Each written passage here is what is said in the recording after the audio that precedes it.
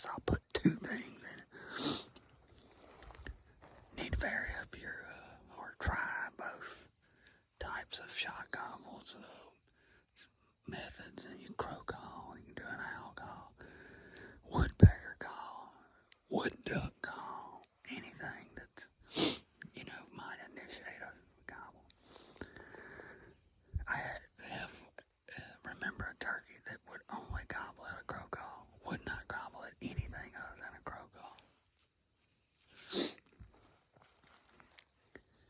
So, don't be sad that one thing's going to work every time, I guess is what I'm trying to say.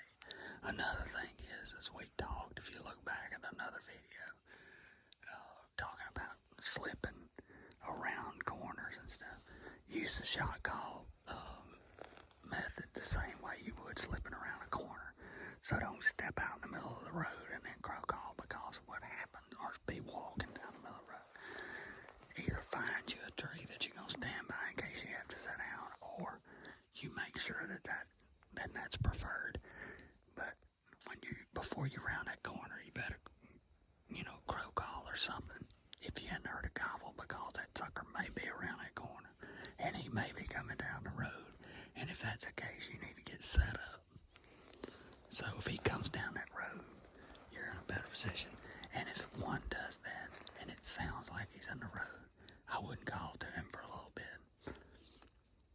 Because more than likely, if he's in a road like this and he's gobbling, especially late season, that sucker may be walking down this road. Maybe doing it early season too, but if you hadn't heard him gobble, it's probably because it's a later season bird.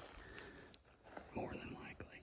If you'll notice, I don't speak in absolutes, because anything can happen at any time using whatever. So there's nothing that's an absolute, but there's some things you can do to be at least a little smart in your decision making.